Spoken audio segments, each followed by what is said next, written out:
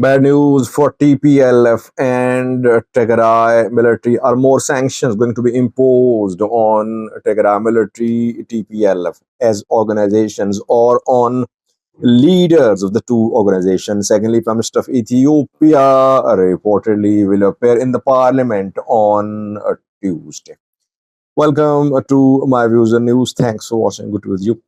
Let's start with the first story about Ethiopian PM who will appear in the House of People's Representatives on a Thursday. Reportedly, MPs have been asked to submit their questions, which will be answered by the Ethiopian PM in his speech to the MPs on Tuesday. Uh, you know that when Prime Minister of Ethiopia addresses questions of the parliamentarians submit those questions in advance, generally 48 hours before the start of the session, 72 hours before the start of the session, to the Speaker of the House of the People Representatives. Speaker then shares the questions with the Prime Minister of Ethiopia. Prime Minister, when he delivers a speech at the parliament, before his speech, MPs ask questions. All MPs ask questions one by one. Prime Minister does not respond. When all the MPs have asked their questions, then the Prime Minister starts his speech. His speech takes sometimes 2 hours, sometimes more than 2 hours.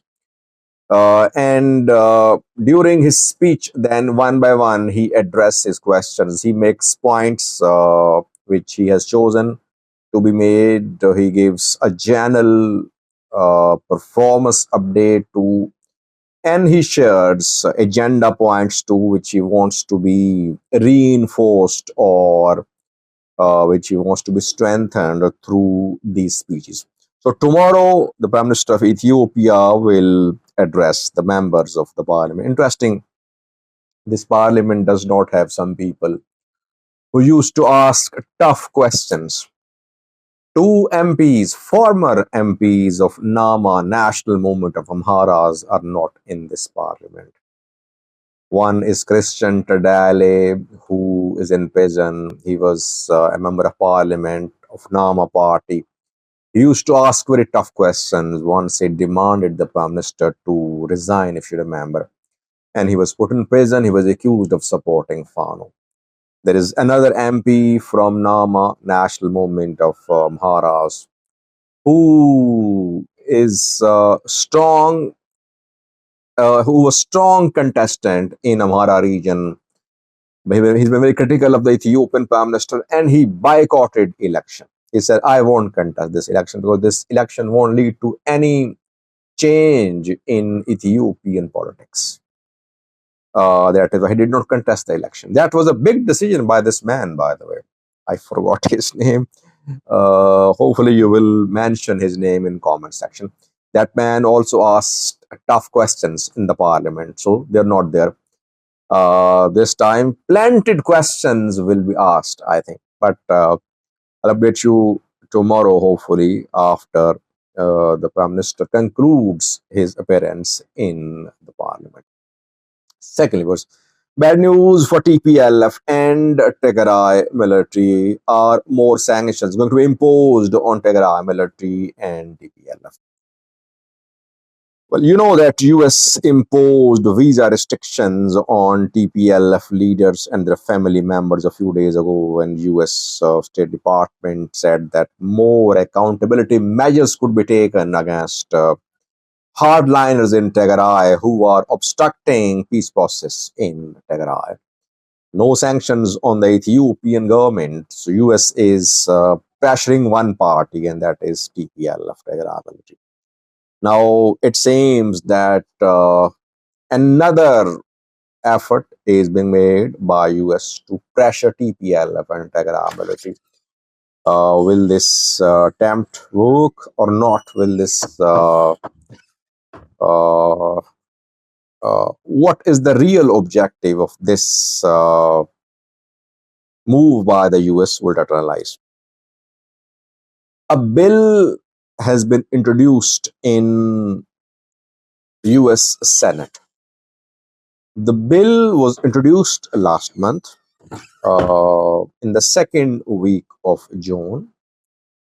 Bipartisan bill. That is the most important point, that this bill is not by, it was not submitted by one party. Both Republicans and Democrats are backing this bill. What is this bill about? This bill, bipartisan bill, asks the US Congress to tell the US intelligence agency and other forces to submit details of the involvement of foreign governments and groups in Sudanese war.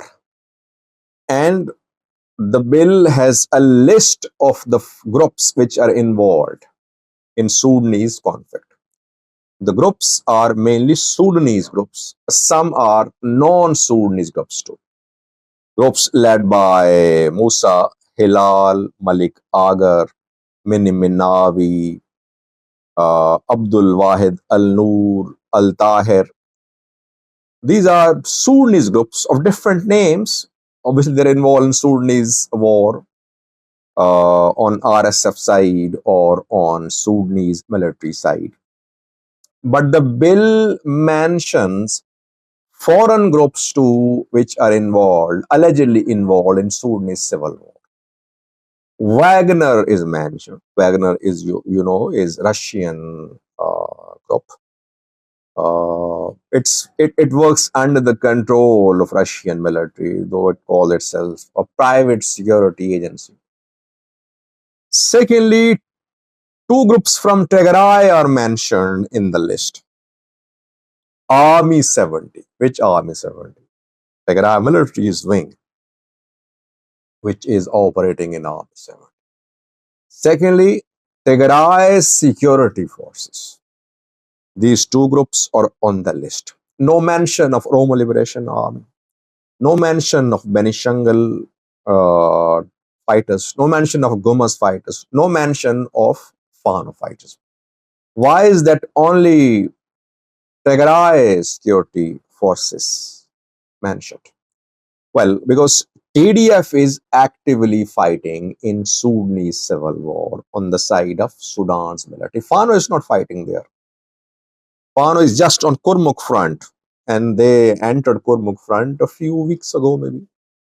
So, Tigray military Army 70 has been fighting in support of Sudanese military for months. Fano might involve now regularly in the war in Sudan. It's a relatively new arrival in Sudan in terms of participation in Sudanese civil war. Fano is only involved to the extent of Kurmuk front. TDF is involved deeply in Sudan. Benishangul Defense Force fighters, Gomas fighters, they're also involved only on Kurmuk front, Rassan front. They're not involved in Khartoum or other parts. That is what they're not mentioned. All our fighters are not fighting in Sudanese civil war. All are mainly in Oromia. They have access to BG, Amhara. They cross into Sudan. They're not actively fighting on Al-Burhan side. But they are part of the Simdo allies. That is what they are not mentioned. It means that one major Ethiopian group which is mentioned in this list is Tigray Security Force. Now, if US intelligence agencies submit details of the activities of Army 70 Tigray military in Sudan to US Congress might propose sanctions. Sanctions of different types on Tigray military, on TPLF. That could happen. Perhaps this is what Ethiopian federal government wants. This is what Ethiopian Prime Minister wants. That TPLF and TDF should be sanctioned. Tigray military, TPLF are definitely under pressure from the US. US wants TDF and Tigray military to give in, to make concessions, to withdraw from some extreme positions which Tigray military has taken. The report is a confirmation of Tigray military's involvement in Sudanese civil war, by the way. Ethiopia is involved too. If Tigray military is sanctioned for fighting on the side of Al Burhan military, what about ENDF? ENDF is actively supporting RSF and SPLM. But other governments are supporting too.